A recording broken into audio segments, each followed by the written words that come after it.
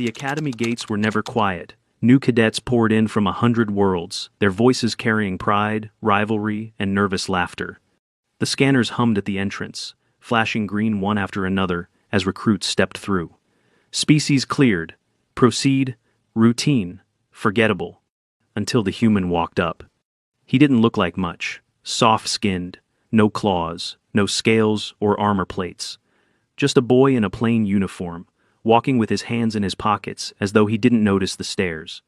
The laughter started before he reached the arch. "Where are your fangs, prey creature?" One cadet jeered. "Did someone bring their pet along?" Another called. A third tossed him a charm of protection, smirking. "You'll need this, Earthling." The human didn't answer. He simply stepped into the scanner. For a heartbeat, nothing happened. Then the arch flared red. Sirens hummed low and cold. "Warning. Origin Earth. Handle with caution." The laughter stopped. The crowd froze, every eye fixed on the glowing words. One cadet swallowed hard. "Earth?" The boy looked over his shoulder at them, calm as ever. "Yeah. Problem?" And just like that, the joke wasn't funny anymore. A moment later, a security officer was rushing down from the observation deck, her expression tight. Her name badge read, Lieutenant Sarin. She shoved past two stunned cadets, eyes locked on the boy still standing under the arch. "Name. Eli Walker," he said, enrolled under Sol Command Treaty Exchange. She stared at the scanner, then at him, then tapped her comm. "Confirm Earthborn cadet clearance for Walker, Eli. Serial 713 Sierra Kilo." Static. Then, confirmed. Status Earthborn. Active treaty registrant. Clearance, valid. The silence was thick. Sarin exhaled. "Proceed." Eli stepped forward, calm as ever, and the scanner let him pass. The red warning didn't vanish until he was 5 paces clear. A few cadets parted as he walked by. No one spoke. Only once he was out of earshot did someone finally whisper, "I thought Earth was just a myth." "No," another replied. "It's worse. It's real." The groups reassembled in silence, the usual boasting gone. No one mentioned homeworld advantages or elite bloodlines. Not now. Not after the scanner had called him something the galaxy didn't say lightly. Handle with caution. The orientation hall was colder than it needed to be, but that didn't stop the tension from sticking to every surface like condensation. Instructors lined the walls. The briefing began. Commander Tillex, a veteran from the Alcan campaign, stood center stage. Her voice was a practice drone. "You have been accepted to the Interstellar Peace and Defense Academy. Each of you represents a species with unique capabilities. You will be tested, broken, rebuilt." Eyes flicked to Eli. She didn't say his name, didn't need to. Not after the gate. "Among you are strength climbers from Haru's Fifth, neural tacticians from the Sherex Fold, sub-atmosphere specialists from Ios Delta. You will learn from each other, or you will fail." A low murmur rose. Everyone knew who the speech was really about now. The instructors didn't look at Eli, not directly, but no one seemed surprised that his presence had already triggered protocol exceptions. By the time dorm assignments were announced, 3 cadets had requested transfers from Eli's unit. 2 were approved. In the mess hall that night, a tray of food was left on the table across from him. No one claimed it. He ate quietly, not looking up. When he left, the tension followed him like static electricity. The next morning, the mocking resumed quieter now, more whispered than shouted. But it was still there. A Centauri cadet hissed to her companion, "He's just a skinny mammal. That scanner probably malfunctioned. He looks like he'd snap in half if the gravity fluxed. I bet Earth's not even that bad. It's all just council propaganda." Eli passed them without reacting. He was getting used to the stares, the muttering, the flinch some cadets did when he stepped too close, the way instructors watched him longer than necessary. That afternoon, he was called for a preliminary evaluation. Instructor Mora, a tall insectoid from the Carine species, tapped her stylus as she looked him over. "Why are you here?" "Enlistment treaty. Earth's part of the coalition now. We get to send 2 cadets per cycle." "You volunteered?" Eli nodded. She stared. "You do understand your planet's designation, yes?" "Yeah." "Then, you also understand that statistically, the average cadet from Earth doesn't survive 6 months of integrated training." He tilted his head. We survive worse than this by age 12. Mora blinked. Eli didn't elaborate. She cleared her throat and made a note. Fine. We'll see how you do in your first exposure module. Exposure to what? She smiled without humor. Environmental hazard simulation. Standard for all non-terrestrial cadets. He nodded. When? Now. The arena they brought him to wasn't empty. 15 other cadets were already waiting, each in protective gear calibrated to their species. A short-range atmospheric dome hovered above them, flickering with soft blue containment fields. Hazards would be randomized. Chemical, gravitational, biological, all simulated, but close enough to harm if taken lightly. Eli walked in, wearing only his uniform. The others stared. One of them, a crimson-skinned Draix, scoffed. Where's your gear? Didn't bring any. The Draix laughed. Then we get to watch you fail in real time. Eli cracked his neck once. You talk a lot for someone about to need rehydration packs. The Draix growled. Mora appeared in the upper control deck. Cadets, welcome to Integration Trial 1. This is a non-lethal simulation, but do not mistake that for safety. The dome will cycle through 3 hazards. Survive each for 5 minutes. Exit early, and your trial is logged as incomplete. A chime sounded. Begin. The field shifted. Gravity spiked. Several cadets grunted as their joints compressed. One collapsed to a knee.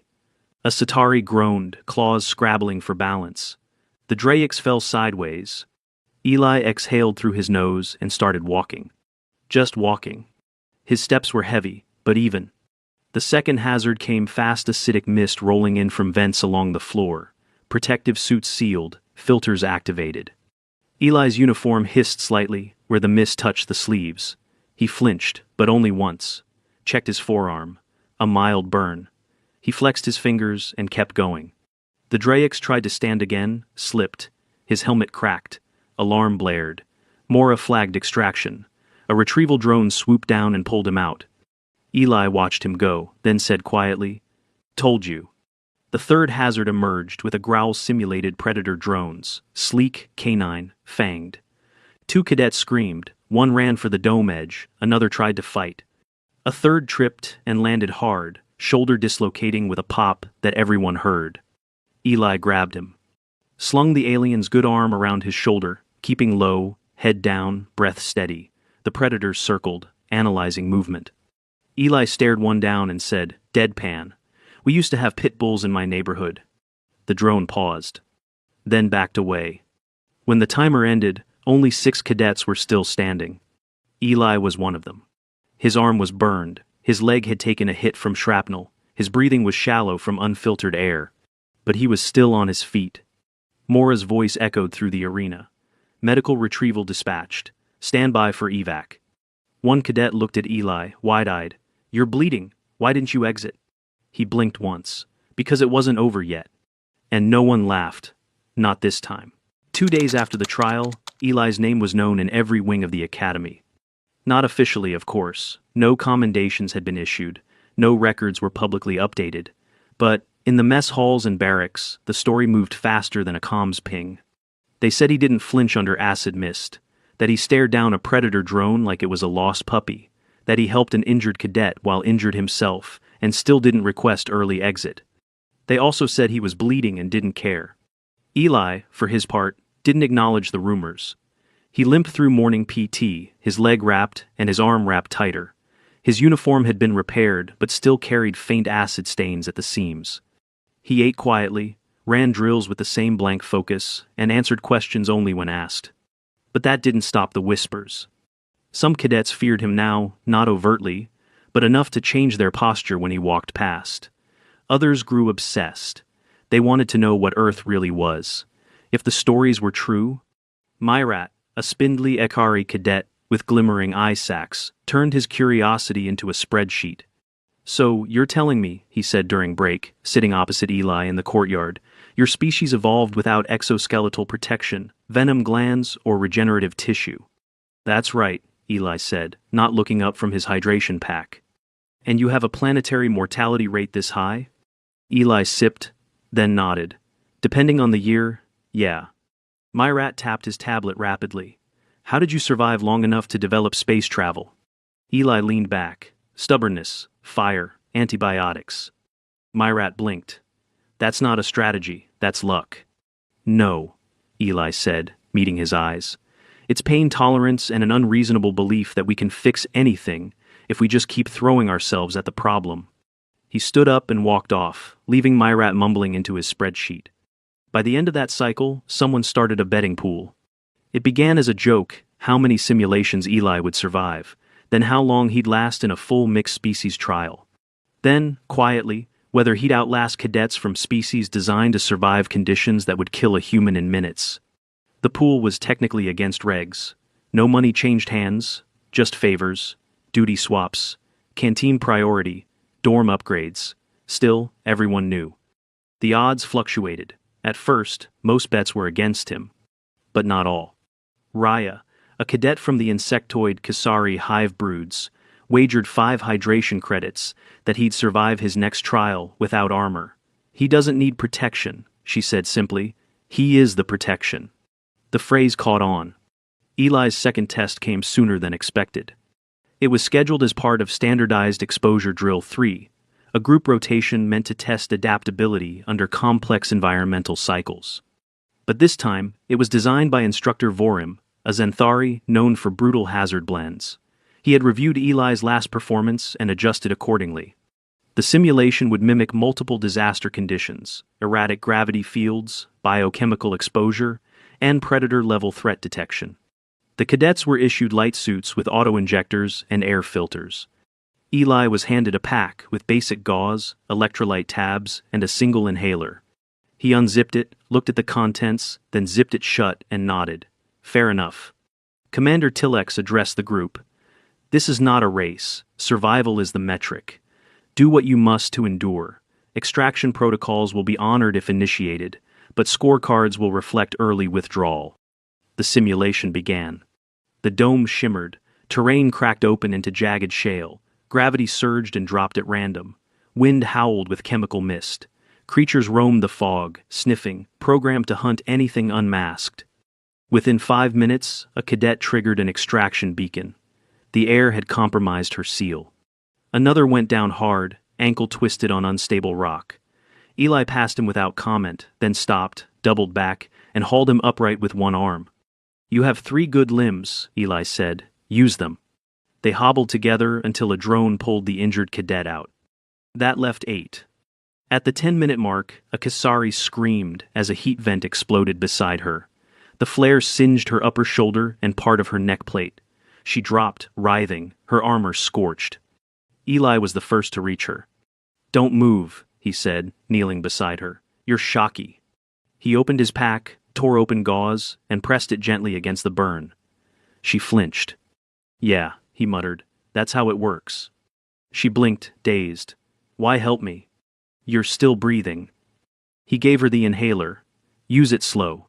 By the time she was stable, 4 others had been removed from the sim.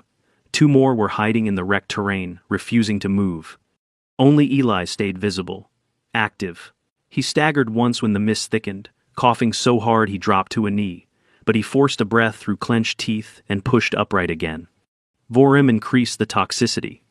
Eli's skin flushed red, his eyes watered, but his vitals remained just above critical.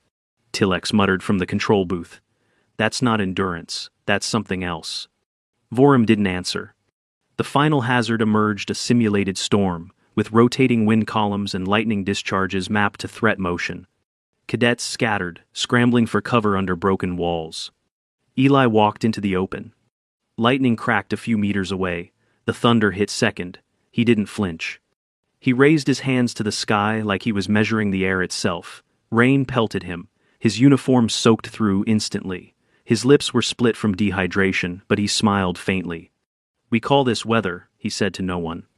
When the simulation finally ended, the field reset. The arena fell silent. Eli was still standing. The medbay visit was mandatory. Dr. Harrow looked him over with practiced precision. Burn exposure on his forearms, moderate lung inflammation, a stress fracture in his left foot from the shifting terrain. She frowned at the scan. This is a 4-week healing window, minimum. I can walk on it, Eli said. You shouldn't. I'll wrap it. Harrow leaned in. Why didn't you exit the simulation? He met her eyes. Because it wasn't killing me. And that's the threshold? He paused. Isn't it? She didn't reply, just handed him a walking brace and a prescription for anti-inflammatories. He left before she finished filling in the chart. Back in the dorm, 2 cadets stood aside as he entered. One of them, a Noxari with bioluminescent arms, offered a bottle of cold electrolytes. Here, he said. Sorry about the charm thing. Eli took it, nodded. Thanks. He sat down, unwrapped his leg, and started applying the brace. Outside, someone updated the betting pool board. The new title read, Walker, Eli odds, undefined. Status, do not wager without medical insurance. The Academy's medical director filed an incident report the next morning. She labeled it, Category Red Flag, Deliberate Exposure Endurance by Human Cadet. Copies were sent to both the Interstellar Medical Oversight Bureau and the Council Office of Planetary Risk Analysis. Attached was a note. Subject shows signs of persistent injury concealment and willful disregard for pain thresholds. Recommendation: immediate psychological evaluation. Secondary note: Earthborne pain response may differ significantly from baseline species. No one contacted Eli about it. But the instructors started watching him more closely. In the following days, Eli's routine didn't change. He limped through training, adjusted his run to accommodate the stress brace, and modified his push-ups to avoid using his left arm. When Instructor Kellen asked why he hadn't requested light-duty status, Eli simply replied, because I'm not finished learning. Inly. Kellen, a hardened Alari who had once taught vacuum survival to infantry troops, didn't press. But later that day, she pulled up every medical file Earth had ever sent to the Academy. She didn't speak for a long time after. Eli's notoriety spread faster than most would have predicted. Not because of PR, not because of gossip, because cadets began to adjust their standards around him without realizing they were doing it. When drills ran long, no one wanted to quit first if Eli was still moving. When cold exposure training triggered withdrawal in 3 cadets, Eli walked until he couldn't feel his hands, then warmed them on the side of a ventilation panel and kept going. It wasn't about winning. He never boasted. He rarely even spoke. But he kept showing up, injured, under-rested, tired in a way that settled deep in his bones. Still, he showed up. And it broke something in the cadets around him, not in a cruel way, in a reflective one, as if their own limits weren't where they thought they were. One morning, during a group simulation on subterranean navigation, the power flickered, just briefly, a pulse through the auxiliary dampeners.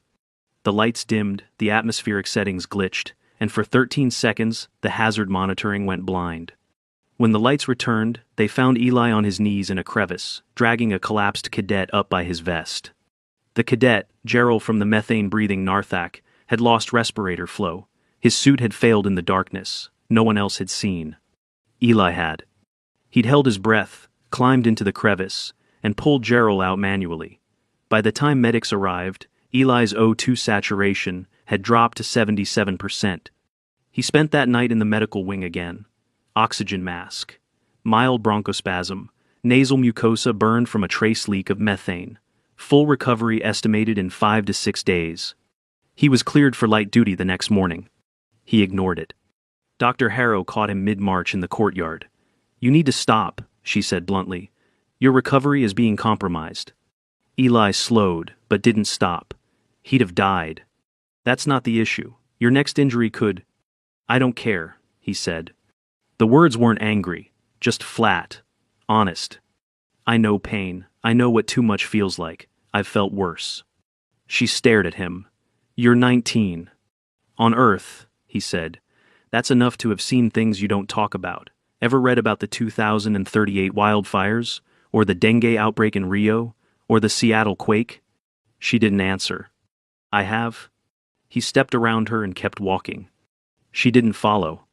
The next day, Commander Tillex called him into her office. Not a disciplinary meeting, something quieter, more formal. He sat across from her desk, hands resting in his lap. You've become something of a symbol, she said. I didn't ask for that. No, but it happened anyway. She tapped her screen, pulling up a list of cadets. This academy has trained over 2,000 species. We've learned how to accommodate venom resistance, exoskeletal mobility, even full-body regeneration.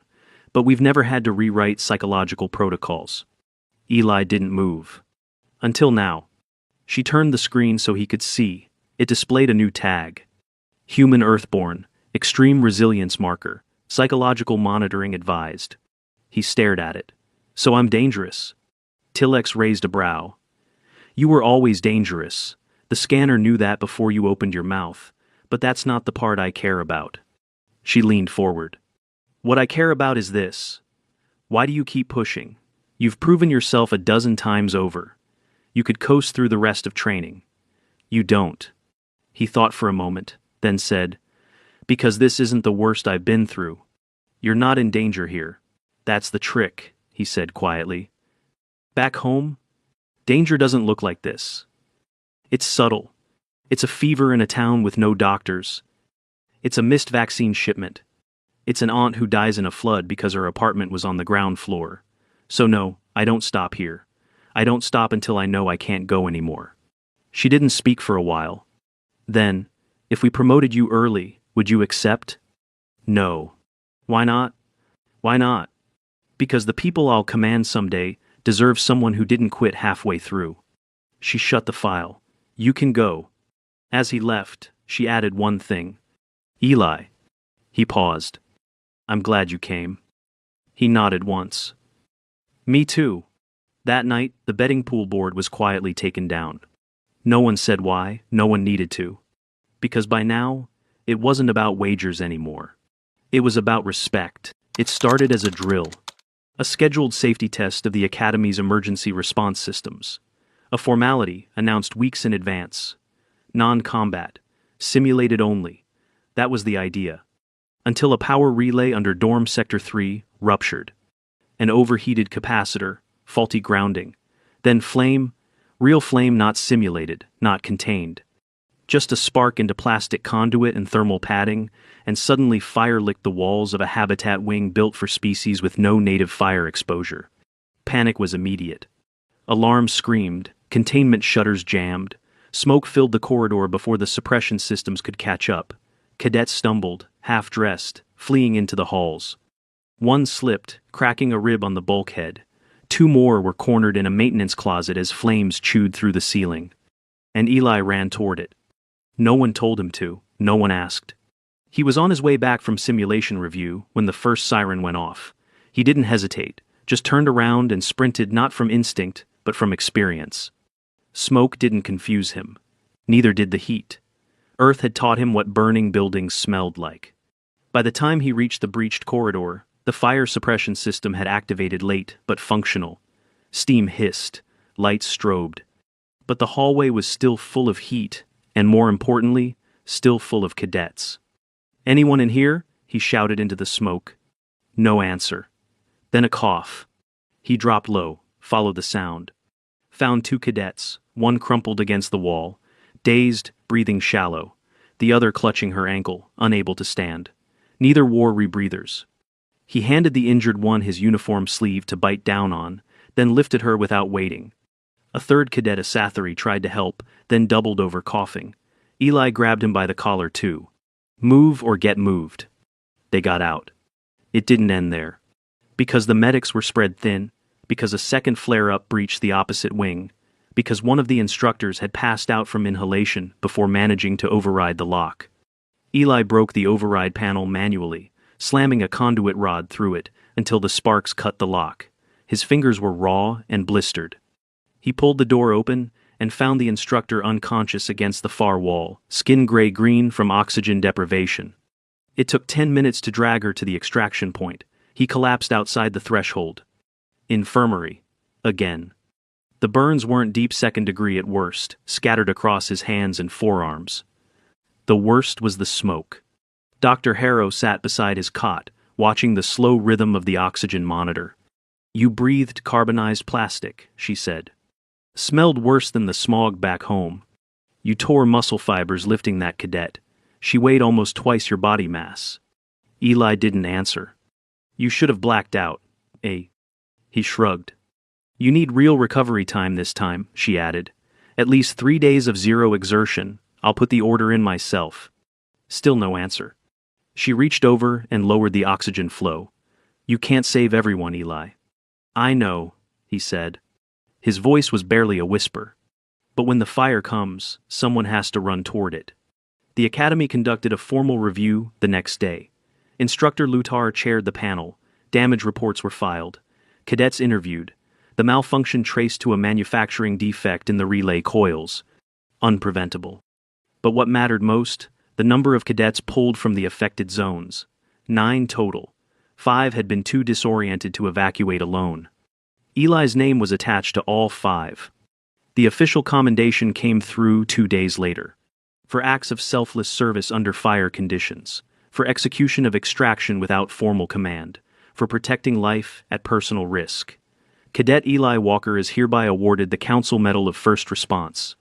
The medal was small, silver, with a jagged flame symbol etched into one side. It was presented quietly, in a short assembly, with only instructors present. Eli wore it for a day. Then tucked it into his footlocker and didn't mention it again. By the following week, something changed in the dorms. The jokes stopped entirely. The stares became greetings. The cadets who used to flinch when he passed now gave nods, subtle but real. Even the Satari cadet who once offered him a charm of protection gave him a quiet respect during mealtime and meant it. No one asked him to tell stories. They'd seen enough. But the real change came during a team navigation trial. The simulation was underground, dark, uneven terrain, narrow tunnels. Teams of 4 were assigned. Each team had to reach a distant beacon with full survival packs. Eli's team wasn't random. 3 cadets requested him. They didn't say why. They didn't need to. The trial began under false darkness, the walls pulsing with simulated seismic activity. One cadet slipped an ankle twist 20 minutes in. Eli knelt beside him, checked the ligaments with practiced fingers, and wrapped it with a tension brace. Can you walk? The cadet nodded. Then let's move. They made the beacon in under time. When the instructor recorded their stats, he made one comment. You're not leading, but everyone follows you. Eli shrugged. That's how it works back home. Later, back in the dorm, someone updated the wall display that used to hold the betting pool. It now read, Earthborn, Eli Walker. Species, human. Origin, Earth handle with caution. Status, trusted. Graduation wasn't for another 6 months, but something shifted the day after the fire trial. The academy no longer looked at Eli Walker as a curiosity, or a threat, or a problem to be managed. He had become something else entirely, a point of reference. When instructors needed an example of initiative under pressure, they named him. When cadets debated how far a person could push their limits, they used his name in the equations. He was no longer the Earthborn. He was just Eli now. That name carried weight. But not every cadet accepted it. One, in particular, Cadet Brask, a heavy-framed Tharn with 6 vestigial claws and a jaw that clicked when he was nervous, didn't hide his skepticism. He'd seen too many stories twist into myths and myths into nonsense. I don't care what the scanner said, Brask muttered one evening, loud enough for most of the dorm to hear. One kid from a nightmare planet doesn't make him a god. No one argued, no one defended. Eli, sitting on the edge of his cot, just looked up and said, Good, because I'm not. Brask snorted. Then how do you explain the way everyone moves when you speak, or how they stopped betting on you? Eli folded his hands. Because pain makes us listen. Brask stepped closer, looming. So what? You enjoy suffering? No. Then what are you proving? Eli's voice didn't rise. That pain isn't the end. That stopped Brask.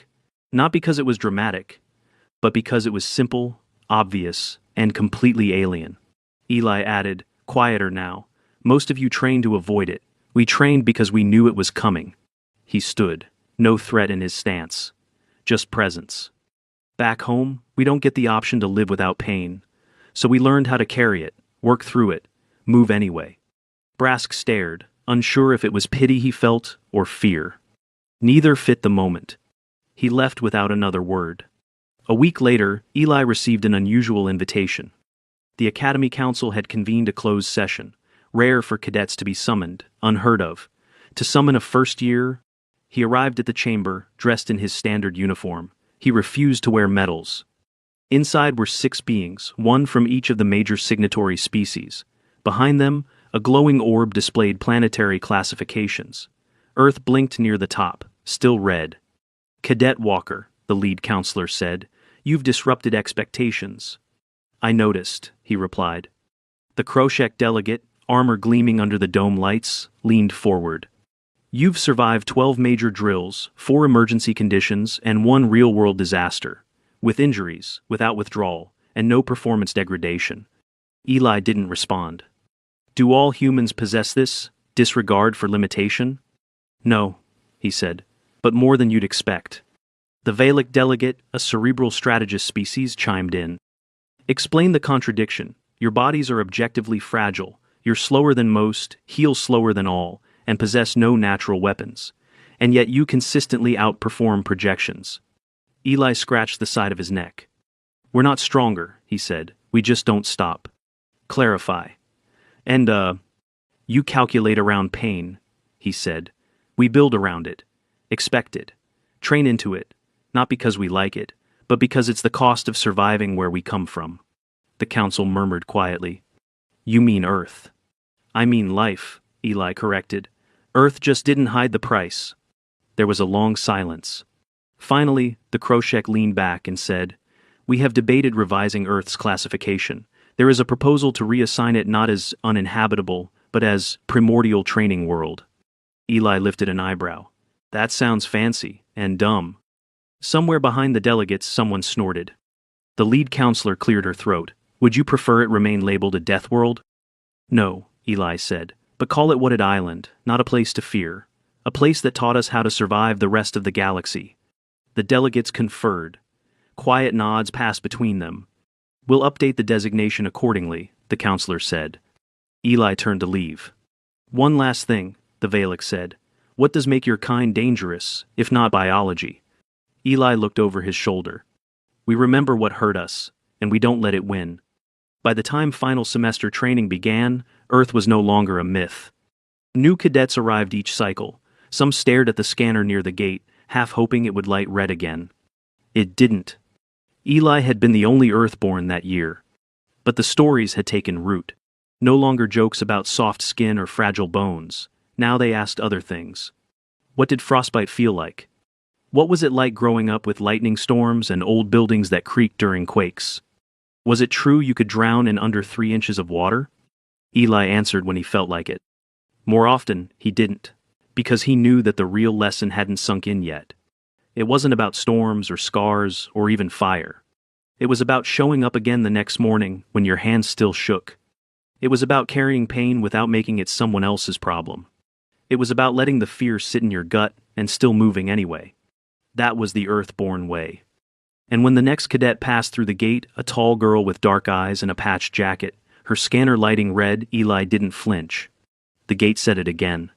Warning. Origin. Earth. Handle with caution. This time, no one laughed. She looked toward the crowd, saw him standing at the far end, arms folded, nodding once. And just like that, she wasn't alone. The scanner quieted. The gate opened. And the legend continued not with fire or blood or war, but with the quiet strength of a species that refused to quit.